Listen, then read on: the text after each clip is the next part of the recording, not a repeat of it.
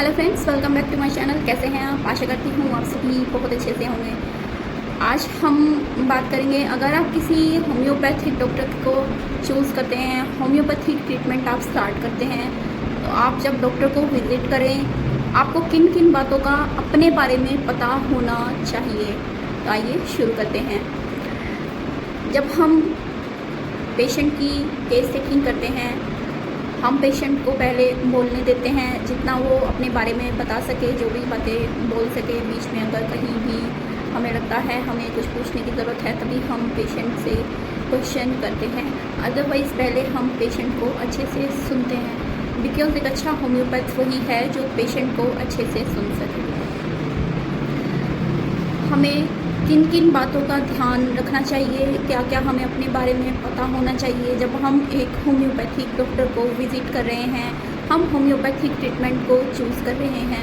सबसे पहले हमें ये पता होना चाहिए कि हमें बीमारी किस साइड ज़्यादा है, किस साइड की तरफ वो जाती है, या किसी एक ही जगह रहती है। जैसे बहुत बार बॉडी में पेन होता है जो राइट साइड से लेफ़्ट साइड को जाता है, बहुत बार लेफ़्ट साइड से राइट साइड को जाता है, बहुत बार पेन जिस जगह पर है सिर्फ वहीं पर ही रहता है।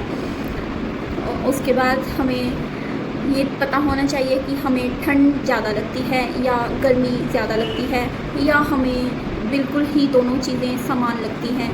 जैसे ठंड भी हमें लगती है और गर्मी भी उतनी ही लगती है। उसके बाद हमें पता होना चाहिए हमें खाने में क्या चीज़ ज़्यादा पसंद है। जैसे हमें खाने में मीठा ज़्यादा पसंद है या तीखा ज़्यादा पसंद है, या दोनों ही हमें पसंद नहीं है। फ्राइड फूड हमें ज़्यादा पसंद है या हमें स्पाइसी फूड ज़्यादा पसंद है।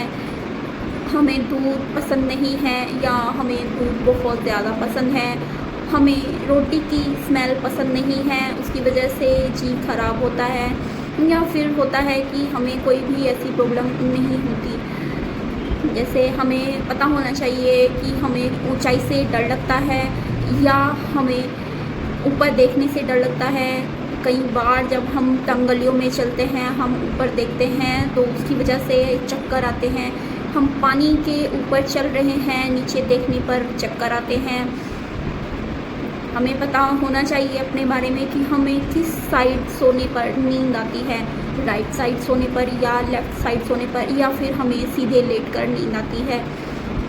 हमें ये भी पता होना चाहिए कि अगर हम लेट जा रहे हैं तो उससे हमारी बॉडी में बेचैनी तो नहीं होती, हमें कितनी देर बाद नींद आती है, हमें सपने कैसे आते हैं, किस तरह के सपने। वैसे हमें अगर ये याद नहीं रहता है तो हम कोशिश कर सकते हैं कि जब भी हमें जितना भी अपने बारे में ये याद रहे, हम उसको नोट कर लें कि हमने लगातार किसी एक चीज़ के सपने देखे हैं या बदल बदल कर देखे हैं, डरावने देखे हैं या हंसते हुए देखे हैं, बरसात वाले देखे हैं या सूखे वाले देखे हैं।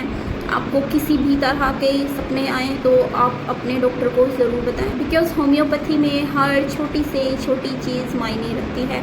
आपके मूड स्विंग्स किस बात पर हो जाते हैं या बेवजह हो जाते हैं, आपको गुस्सा कितना आता है। कई बार इतना ज़्यादा गुस्सा आ जाता है कि अपने पास बैठे इंसान की हम पिटाई भी कर देते हैं। बहुत से लोग अपने गुस्से को बिल्कुल कंट्रोल नहीं कर पाते और उनके हाथ में जो होता है वही फेंक देते हैं दूसरे के ऊपर। बहुत सी फीमेल पेशेंट को इतना ज़्यादा गुस्सा आता है, उस गुस्से को अपने बच्चों के ऊपर उतारते हैं, अपने हस्बैंड के ऊपर उतारते हैं, या हस्बैंड को इतना ज़्यादा गुस्सा आता है बात बात पे कि अपनी वाइफ के साथ झगड़ा करते हैं, अपने बच्चों को भी डांटते हैं। हमें किन किन चीज़ों से डर लगता है हमें पता होना चाहिए। हमें किस चीज़ से खुशी मिलती है उसका भी हमें पता होना चाहिए। हमें पीने में कौन कौन सी चीज़ें पसंद हैं, हमें उसके बारे में भी पता होना चाहिए। अगर हमें कोई बीमारी है तो हम ये ध्यान रखें कि हमारे सिबलिंग्स में किसी को ये सेम बीमारी तो नहीं, या हमारी जनरेशन टू जनरेशन ये चीज़ पास तो नहीं हो रही है, या हमारे मदर की साइड से तो ये चीज़ें नहीं आई हैं, या फादर की साइड से तो ये चीज़ें या बीमारियाँ लक्षण नहीं आ गए हैं। हमें ये भी ध्यान रखना चाहिए जब हम डॉक्टर को विज़िट कर रहे हैं कि हमें मोशन किस तरीके का है, या हमें रिपीटेड मोशन तो नहीं है। बहुत से पेशेंट से हम पूछते हैं आपको कॉन्स्टिपेशन है, वो कहते हैं नहीं कॉन्स्टिपेशन नहीं है, लेकिन हम 2-3 बार जाते हैं। तो आपको पता होना चाहिए कि आपको या तो दस्त लगे हैं या आपको कब्जियत है। आप रिपीटेड मोशन जा रहे हैं तो खाना खाने के तुरंत बाद जाते हैं या खाना खाने के पहले जाते हैं, या कहीं बाहर जा रहे हैं आप तब जा रहे हैं, बार बार मोशन आपको आ रहा है, आपको कहीं स्पीच देनी है, स्कूल जाना है या किसी फंक्शन में जाना है और उससे पहले आपका पेट खराब होने लगता है। ये सब चीज़ आप नोट करके अपने पास रखें। आपको पता होना चाहिए अपने बारे में कि आपको हेयर फॉल अगर है तो किस तरह का हेयर फॉल है, आपके सिंगल हेयर आते हैं या आपको बल्क में हेयर फॉल हो रहा है। जैसे आप कंघी करते हैं तो आपको एक साथ गुच्छों में बाल टूट रहे हैं, जड़ से निकल रहे हैं या सिर्फ नीचे से टूट रहे हैं। आपको अगर डैंड्रफ है तो किस मौसम में आपका डैंड्रफ आता है, किस मौसम में वो बढ़ता है, किस मौसम में वो घट जाता है। अगर आपको हेडेक रहता है तो आपको किस साइड से वो हेडेक शुरू होता है, कहाँ से आपको वो शुरू हुआ है और कहाँ जाकर वो ख़त्म हुआ है, साथ ही उसका ट्रिगर पॉइंट क्या है, या ये कह लें कि किस वजह से वो शुरू होता है। या ऐसे ही अचानक बहुत से लोगों को सुबह उठते ही हेडेक होना शुरू हो जाता है और वो शाम तक रहता है। बहुत से लोगों को सुबह हेडेक होती है लेकिन दिन चढ़ने के साथ वो ठीक हो जाता है। बहुत से लोगों को धूप में जाने पर सन स्ट्रोक के कारण बहुत तेज़ सर दर्द हो जाता है। ये छोटी छोटी हैं बातें लेकिन बहुत ही याद रखने वाली और एक होम्योपैथ के लिए बहुत ही ज़रूरी बातें हैं। अगर आपको दर्द होता है तो किस तरीके का दर्द आप महसूस करते हैं, ये भी बहुत ज़रूरत याद रखने की है कि आपको अगर दर्द हो रहा है तो कहीं ये तो नहीं आपको जैसे स्क्रू ड्राइवर से कोई नील कसी जा रही है इस तरीके का, या कोई हथौड़ी मार रहा है इस तरीके का, कुछ किसी ने आपको थप्पड़ मारा हो उस तरीके का, या आपको इलेक्ट्रिक शॉक लगा हो उस तरह का, या किसी ने कोई धागा जैसे खींच दिया हो कोई, उस तरह का दर्द तो नहीं है। आपको पता होना चाहिए अगर आपको फीवर आ रहा है तो आपको उसमें प्यास लगती है या नहीं लगती। अगर आपको फीवर हो गया है तो आपको उसमें ठंड लग रही है या नहीं लग रही है। अगर आपको ठंड लग रही है उसके साथ आपको स्वेटिंग यानी पसीना तो नहीं आ रहा, पसीना आ रहा है तो उसके साथ प्यास तो नहीं लग रही है, टांगों में बेचैनी तो नहीं है, साथ ही मुंह में सूखापन तो नहीं आ गया है। अगर कान में दर्द है तो पता होना चाहिए कि कान में दर्द हुआ है उससे पहले क्या सिर में भी दर्द हुआ है, क्या उससे पहले हमारे दांतों में दर्द तो नहीं हुआ जिसकी वजह से कान में भी दर्द महसूस दे रहा है। अगर आपको चेस्ट में पेन है या कफ है तो आपको पता होना चाहिए कि कफ अगर हो रही है, यानी खांसी हो रही है तो खांसी में आपको बलगम तो नहीं आ रहा है, बलगम आ रहा है तो बाहर निकल रहा है पूरी तरह या अंदर ही कुछ इस तरह तो नहीं हो रहा है, सिर्फ खराश हो रही है या प्रॉपर खांसी हो गई है, बलगम निकल रहा है या नहीं निकल रहा है। इस चीज़ का भी अपने बारे में पता होना चाहिए।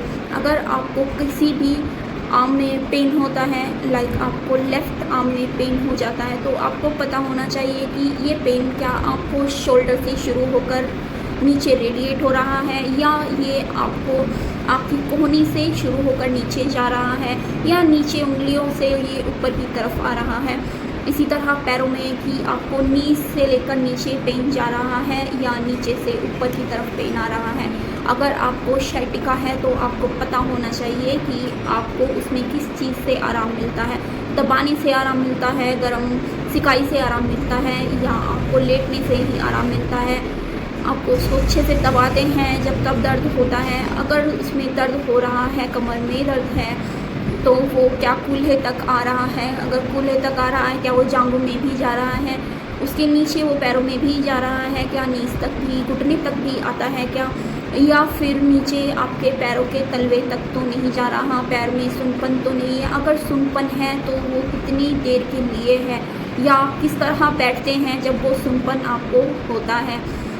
झगड़ा अगर आप करते हैं तो आपको पता होना चाहिए कि क्या आप झगड़ा खुद ही शुरू कर देते हैं या दूसरे का इंतज़ार करते हैं।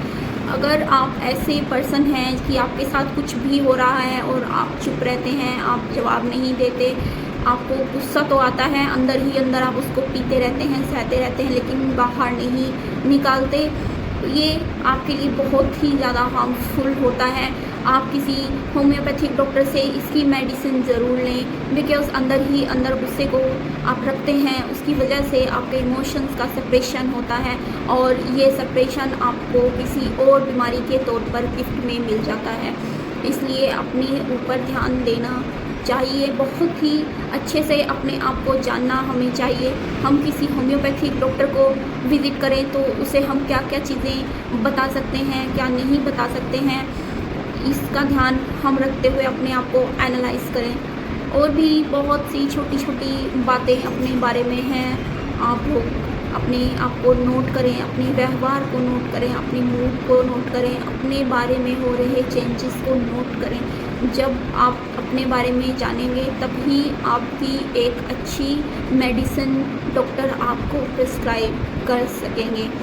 ये होम्योपैथिक मेडिसिन के साइड इफ़ेक्ट नहीं हैं, ये इतनी महंगी भी नहीं आती कि हर कोई इसको अफोर्ड ना कर सके, ना ही ये ऐसी पैथी है कि इसको कोई ले नहीं सकता। बस होम्योपैथी में सबसे रिमार्केबल चीज़ जो है वो है आपके सिम्टम की टोटलिटी, मतलब आपके लक्षणों का आपकी दवाई से मिलना।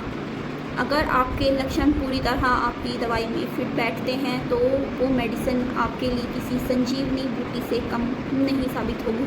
अपना ध्यान रखिए, अपनों का ध्यान रखिए, अपने खान पान का ध्यान रखिए, अपनी डेली रूटीन का ध्यान रखिए, अपने एक्सरसाइज कीजिए, योगा प्राणायाम को महत्व दीजिए।